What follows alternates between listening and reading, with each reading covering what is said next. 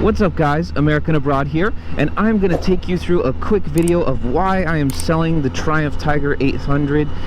It's been an absolutely incredible bike, but I've got five reasons that I decided to go ahead and upgrade and sell the beast. Without any further ado, let's get after it. Alright, so what better way to start off a video than with an incredible view. Love this place, absolutely one of my favorite places to ride. Just great views all the way around. Alright, so why am I selling the Tiger 800? Looks amazing. She's in her full form today.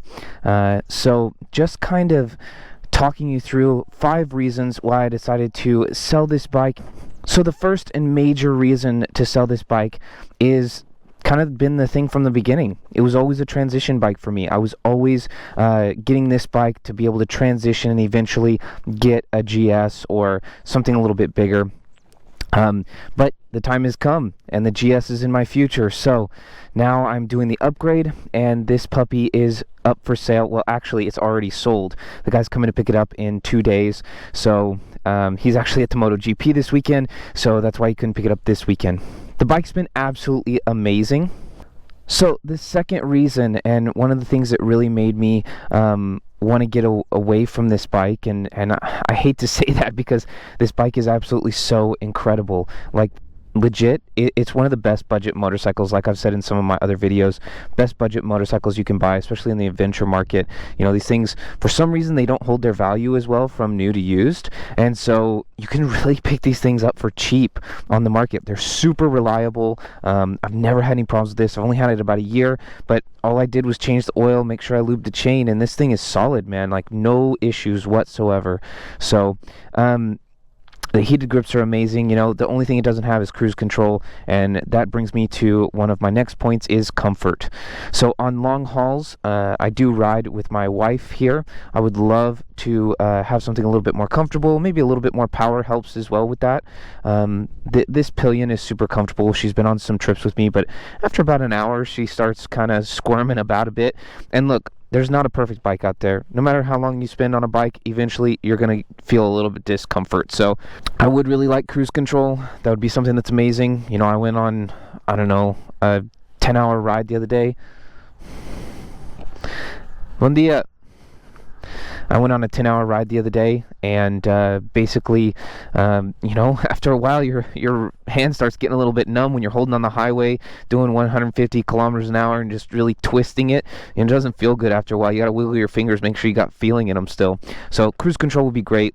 The comfort level of this bike is good for one person. If you're going to do longer trips with 2 people and full luggage, the front end does feel like it wants to pop up a little bit. So that's something to consider when you're looking at buying this if you do a lot of 2-up riding. The third thing, safety. I mean, I wanted something that's got cornering ABS. I love the BMW front end I love the BMW suspension all around, but the front end suspension especially, like that bike just feels so planted. You know, it's so, and this thing doesn't feel top heavy.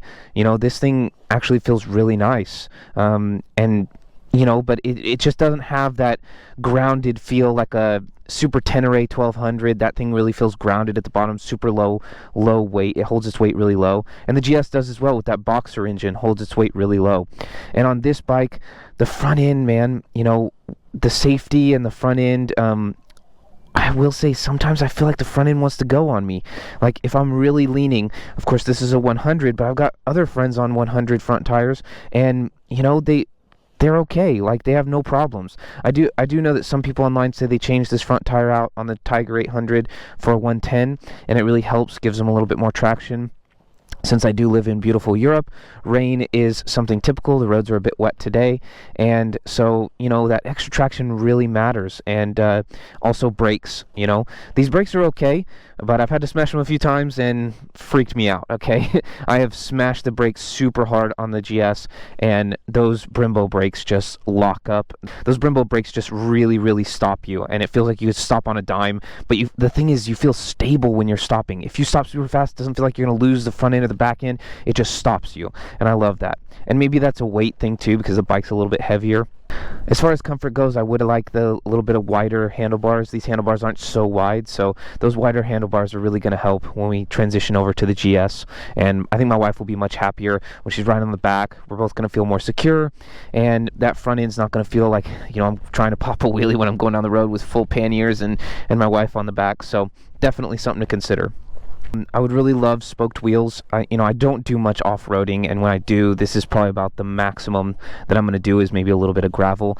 But you hit those potholes, and actually even on the pavement here in Europe, once you get off onto these back roads, you do hit some of these less groomed roads, and they kind of have little potholes and places where they've patched over potholes, and it just kind of makes it a little bit bumpy. I would like the extra comfort of a spoked wheel, and I do feel like it brings a bit of safety as well, because it flexes a little bit. They're cheaper to work on. Of course, nothing's cheap on a BMW, so but yeah, so that's basically the 5 reasons why I'm looking at getting another bike. And this puppy's already sold. I put her online, and the next day she sold. So first guy that came to see her bought it. I think maybe it was just good timing, but at the same time, this is a great bike and it's in great shape. I've taken good care of it. The guy before me took good care of it, so it's going to go to a happy home, and I think she's going to make somebody really, really happy. And if you are looking for a budget adventure motorcycle, man, I couldn't recommend this enough. This is still a great bike, so definitely jump into one of these if you're looking for an adventure motorcycle. All right, guys, so there you have it. There are 5 reasons why I decided to go ahead and sell the Triumph Tiger 800. And if you have any comments or anything you want to leave below, throw them in the comments. I'll try and respond as soon as I can. I normally am pretty good about that. And hey, if you found value in this video, go ahead and throw a like and subscribe to this channel. I've got videos coming out several times a week, normally twice a week. So if you guys want to get some up-to-date content, and if you want to follow me on the journey into getting the GS, definitely follow. I've also got an Instagram page, American Abroad Official. The reason why it's official is because American Abroad was already taken, so that's why it's American Abroad Official.